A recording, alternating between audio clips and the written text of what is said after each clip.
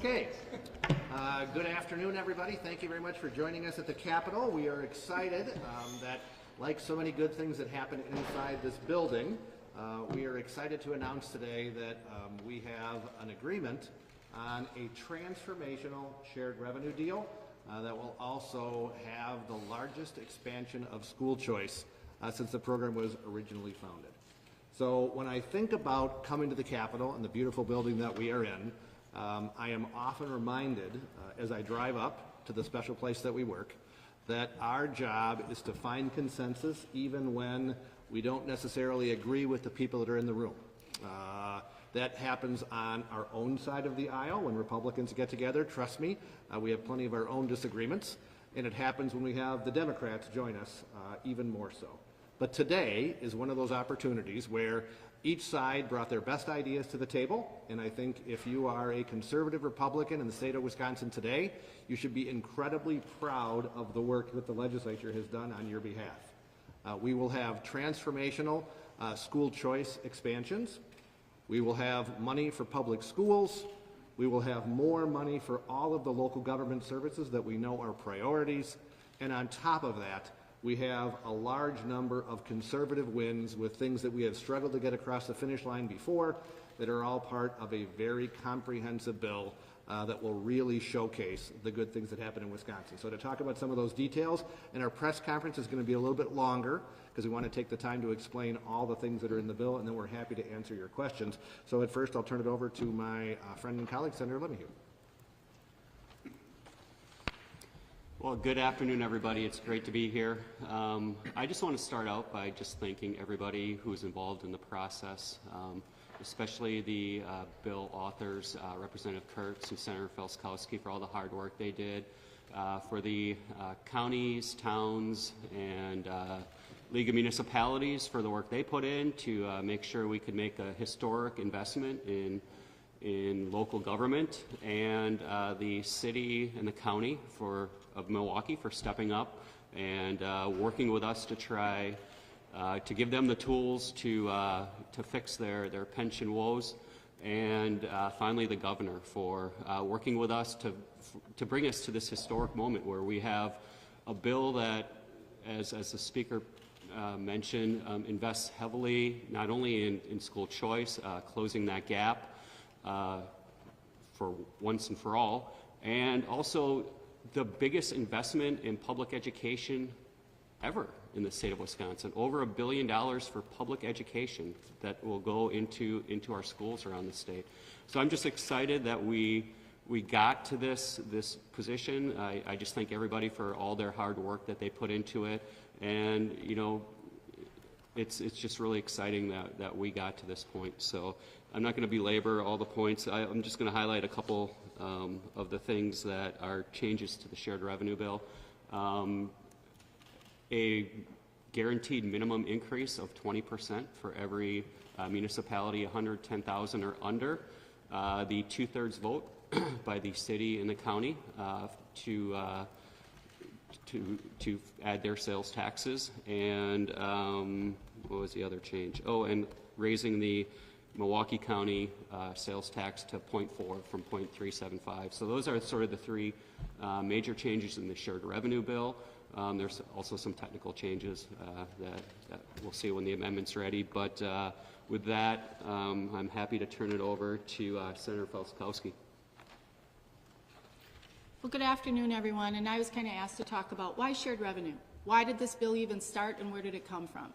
So all of us as legislators, whether we're in the Senate, the Assembly, Republican or Democrat, have been hearing a lot from our local units of government that they're starting to feel the pain on offering the core services of government. Not fluff, but the core services, whether it's police and fire, ambulance service, fixing our roads.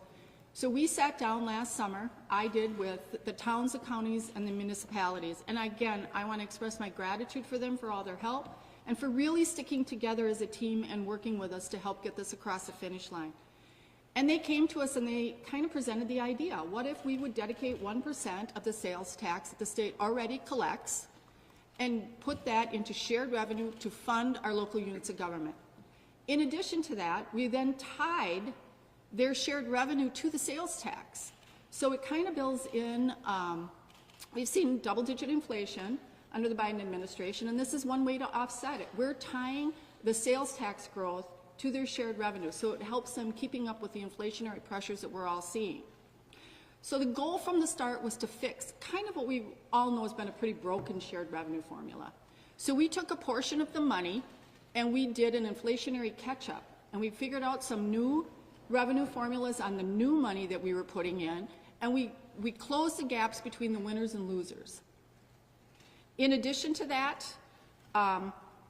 we took and we looked at what are the other things that they really need. You know, as we did some regulatory reform to make sure that these dollars were being spent really wisely. So after I was approached with all this, then they approached me and they said, who would you like to work with in the Assembly? And I said, well, give me some names. And they threw out Representative Tony Kurtz, and I said, absolutely. We can do this. 2 rural legislators, we can work on shared revenue. This will really help our local units of government. Well, then later in the fall, leadership came to us and said, we'd like to include another component of this bill.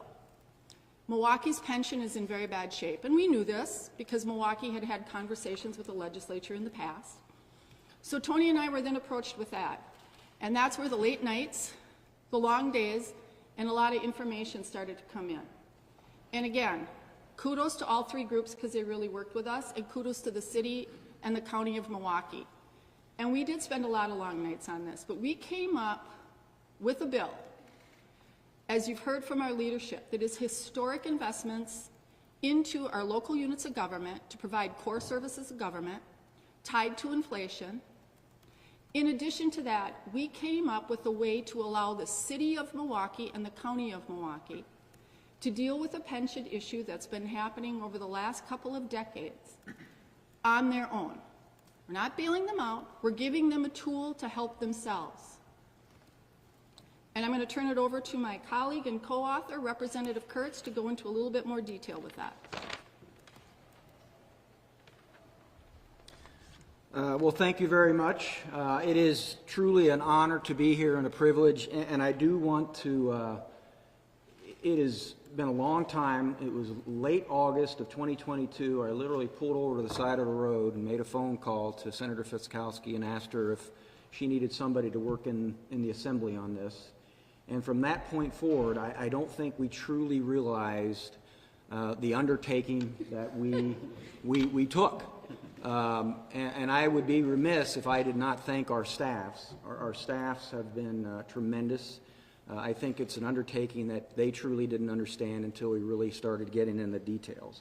I also want to thank, when we talk about the Milwaukee piece, I think it's important to talk about one of our former colleagues, Senator Dale Coenga. This is something that Dale and really Representative Jesse Rodriguez started working on last session. And so they truly, in my humble opinion, laid the groundwork. And unfortunately, you know, Dale decided to move on to bigger and brighter things, but I know he'd be very proud of this day as well. I also want to give a lot of credit and a vision to Speaker Voss and Senator Lemonhew. Their leadership in this has been tremendous. Without them, we would not be here today. That is a fact. You know, it's been long overdue. You know, I think we've known, you know, there was an audit bureau back in 2022 or 2002 that talked about the financial woes of the county and the need for them to fix their pension problems. And so the pension issues of Milwaukee have been building for decades. We have all known that. And I do give a lot of credit to, like I mentioned, Senator Coenga, but also the new leadership in Milwaukee and Milwaukee County about saying, you know what, we are serious about addressing this. They came to us back in January. And with the leadership of the Speaker, we said, you know what, we really truly need to find out what problems do we have. And we actually ordered an actuary study to see what is the true numbers that you have with the pension system for the city and the county. And they were staggering, folks. Those are quite staggering. And it truly could bankrupt the city in 2025 and 2027. And like I said in this beautiful chambers just a couple of weeks ago, I don't think that's good for the state to have our biggest city go bankrupt. So in my humble opinion, this truly is a victory not only for, to give those tools to the city and the county, but it's for the state. You know, back in January, with the Speaker's direction, we started getting all our legislators around the Milwaukee area in the room and asked them what was their biggest issue. And it all centered around public safety. So today truly is, in my humble opinion, a victory for public safety. So yes, we will allow the city of Milwaukee to take it to the Common Council to a 2/3 vote to raise their sales tax by 2 percentage points. That will raise approximately $184 million annually for the city. For the county, we will allow the county board, once again, a 2/3 vote to increase their county sales tax by 0.4%, and that will generate approximately $76 million. These funds must, and I cannot emphasize the word must, be used to address their unfunded pension liability and to maintain and grow their law enforcement, fire protection, and their emergency services. Once again, public safety, folks. We will have a soft close of the current pension system for the city and the county. All new hires from the pension for the city and the county will come on to the Wisconsin retirement system, which last month was voted the best in the country. Part of law enforcement is a maintenance of effort. They must get up and maintain a strength of 1,725 sworn officers. Part of those sworn officers will be 175 detectives to make sure those men and women properly investigate those crimes in Milwaukee. Part of that is also 218 firefighters to get that strength up to the proper level for firefighters. There'll be changes to the city of Milwaukee's Fire and Police Commission. Back in January, we asked NCSL, what are the different police and fire commissions in the country with like-sized cities? By far, even the city admitted they had the most powerful police and fire commission in the country. Part of this bill, the police chief will now be making policy for the police and fire commission, not the unelected people on the Police and Fire Commission. It also directs the county to use a portion of their 0.4, obviously for their unfunded liabilities, but also to direct and help with their county courts, correctional officers, which are approximately 90 short right now. It will help with medical examiners and also the county secure facility for children and youth. It also requires 25 SROs to be deployed in the Milwaukee public school system. This truly, as Senator Fitzkowski said, and I give her a tremendous amount of credit with her tenacity and leadership on this issue, but I think, as it was mentioned by the Speaker, the Majority Leader, and my colleague, Senator Fitzkowski, this is a good day for the state to give Milwaukee the opportunity to correct years of mismanagement. And I'm very proud of the effort of the team that the Speaker and Senator Lemonhew assembled. And once again, it's an honor to be here, and I'll be followed by our wonderful Speaker, Speaker Voss, and Senator Schroeder. Thank you. So when people run for office, there are topics that they tend to focus more of their time on. It might be the committee that you serve on. It might be an interest area. It might be somebody who touched your heart when you ran for office. And for me, on the very first day, actually the first bill that I ever got signed into law by Governor Doyle was an expansion of a school in Racine. So for me, trying to make sure that we have the absolute best education system in the entire country has always been a priority. Now, we have great public schools, and this bill today makes a historic investment, as Senator Lemonhew said, over $1 billion in new revenues for public schools all across the state. But it also makes a historic investment in the schools that are an alternative for some of the parents who believe that the public school that their kids go to isn't providing the education that they need. We are lucky in Wisconsin that we have an incredibly robust school choice system where parents get the opportunity to choose between two public schools. They might choose to go from Mequon to Thiensville, or they might choose to go now in Wisconsin from a public school to a private school. And that might be the best option for their families. We have seen for a while that there's been this consternation, especially among some of my friends on the left, where they haven't been able to support those alternatives. Well, I am proud today to thank Governor Evers for the leadership that he is working with us to have the largest investment in public dollars in private school choice in the history of the state. That is something that we should all be really proud of. So under the old formula, if you remember, there's an amount in the statutes where a K-8 school receives and a high school receives and a charter school. Each of them are different. Under the bill that we have before us today, a K-8 school will be able to have $9,500 per pupil, a charter school will be $11,000 per pupil, and a high school will be $12,000 per pupil. Now, the good news for Wisconsin taxpayers is that every one of those numbers is still less than the amount that we spend in any public school in the state. But the good news for the parents who want a different choice is they are going to have more resources to make sure that for the kids who need a different school and the parents who want another alternative, they're going to have the resources to keep those schools as great as they are today. We also know that for an awful lot of parents, they are challenged by what's been going on in our school districts in general. So this number that we are putting forward today also has a huge investment in increasing the reimbursement rate for special education. We will increase the reimbursement rate for special education by $97 million. That's on top of the $1 billion that we are investing in the per pupil increase.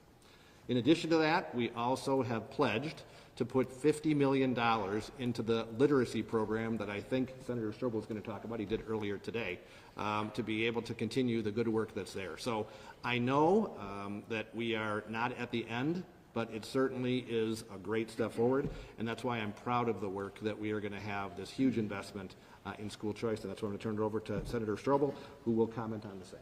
Very good. Well, welcome everyone. It's great to be here, and this is a historic day. I'll tell you, everybody here values education. It is such a high priority in this building. We do a lot of important things, but really when it comes down to it, what is the most important building block we have in this state? It's the next generation and how we prepare them to succeed in our state, to grow in our state, and to be productive in our state. And what's the building block that does that? It's our schools. And today, as Robin said, this has been a historic investment in our schools, public and private. There was, of course, a lot of consternation about the federal money that had gone into public K-12, and a lot of concern about where we would go after that. And I know I always said, and I know not a lot of my members always said, don't worry, there's going to be a historic investment coming up. We are going to make up for every penny and more. And you know what? That statement has been fulfilled here because we have made up for every penny and more. This is a historic investment in public education. Now, also, as a subset of that, we have low revenue districts that have always had concerns like, why are we be able to spend less to support every kid who's just as important as the other kid? We've given a very nice bump to our low revenue districts, again, to create more parity out there. And then that also transfers on to our choice and charter schools. We've created parity there. We have another historic investment in choice and charter. I believe it's about $285 million. Because the idea is every kid in Wisconsin is just as valuable as the next kid. And this plan that we have for our schools that we've worked all together with the governor on, it makes that happen. So again, I am very proud.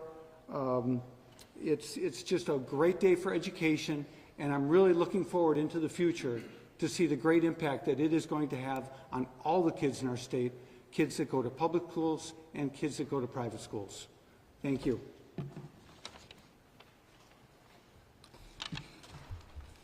I just want to highlight something else that's really important in the bill that I think can be easily lost with all these historic investments that are certainly important. But this bill also repeals the personal property tax. This is important for several reasons. First of all, it's a tax cut of $173.8 million each year. And as my colleagues and I know, and a lot of our friends across the state, any tax cut is a good tax cut. But secondly, it also gets rid of a tax, and that's also a real goal of both of our caucuses. We've had a few opportunities in the 10 years that I've been here to eliminate taxes from the state system, and this is another one that we can eliminate in this bill. The third thing that I want to highlight about it is sometimes even worse than the tax itself was the administrative burden of it.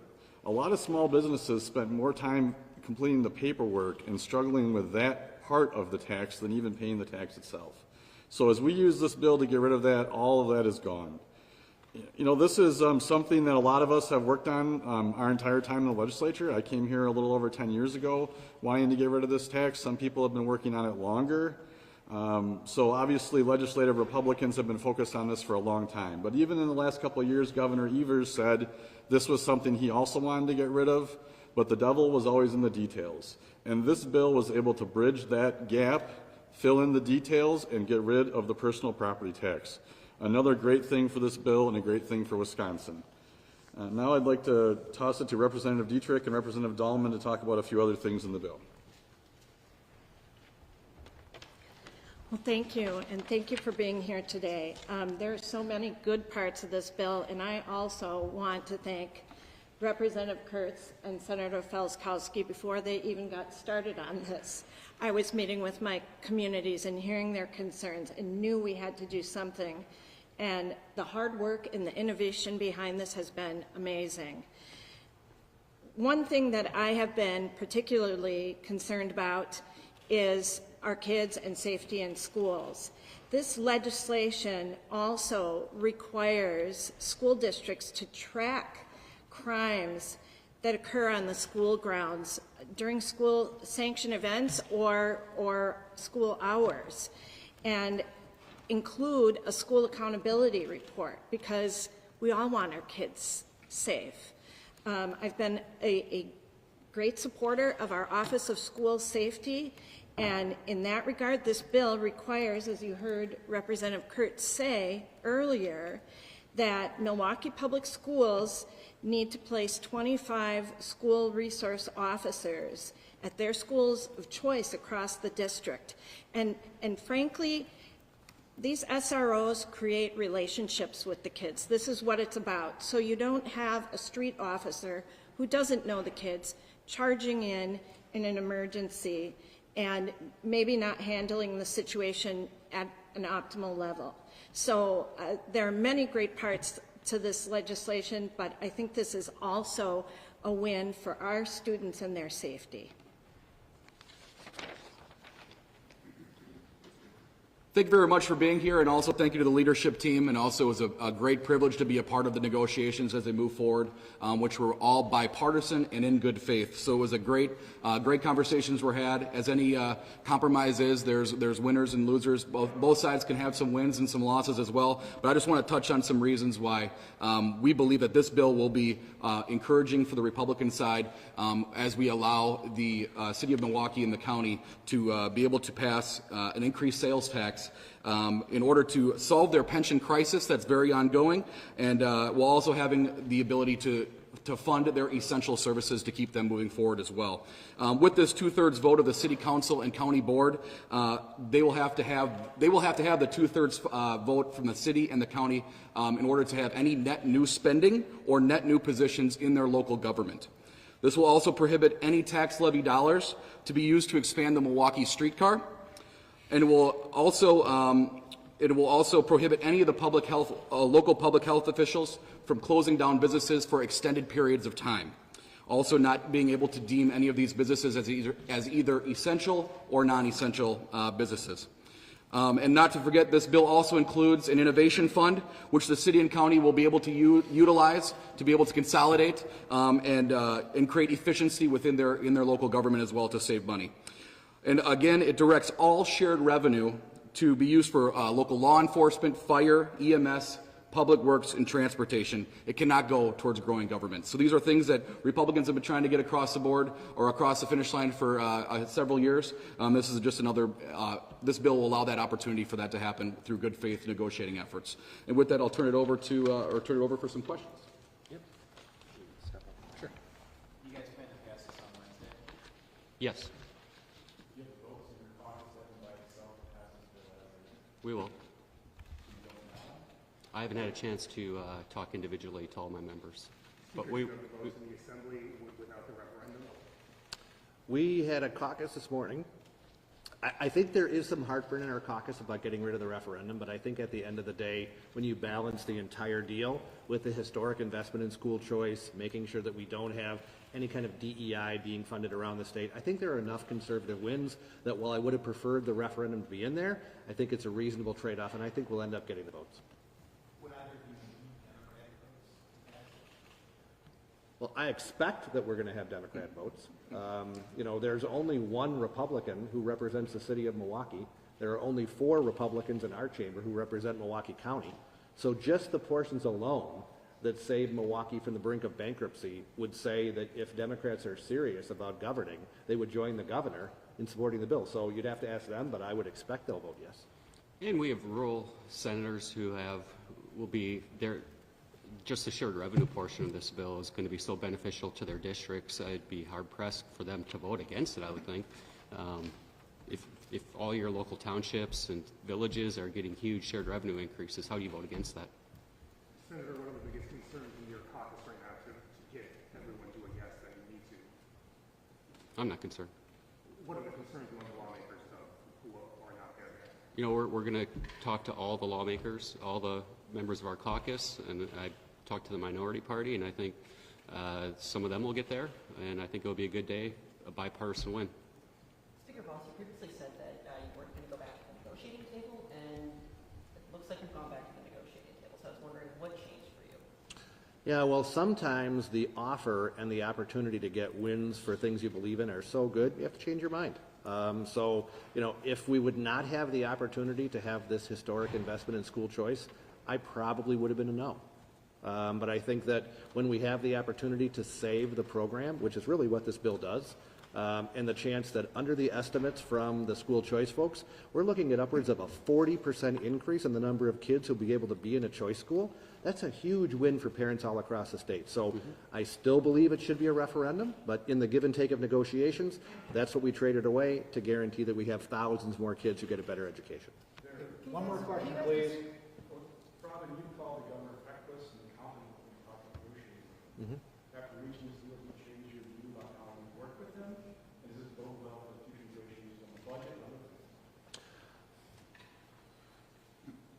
So I think that we have an opportunity here for the good faith negotiations that happened with the city and the county. That's where the deal really started. So I want to give a huge shout out to the county exec and the mayor for the good faith negotiations that we spent hours, dozens of hours talking about. That's where the deal really came from. So that's where the credit belongs, is the Democrats who are willing to step up and say, let's sit in the room, have uncomfortable conversations, and actually find consensus. Now, in the end, the governor's going to sign the bill, and I want to thank him for that. That's a good thing for the state, and I want to say that that's a good thing for everybody. All right, can we wrap it up? Thank you. Thank you.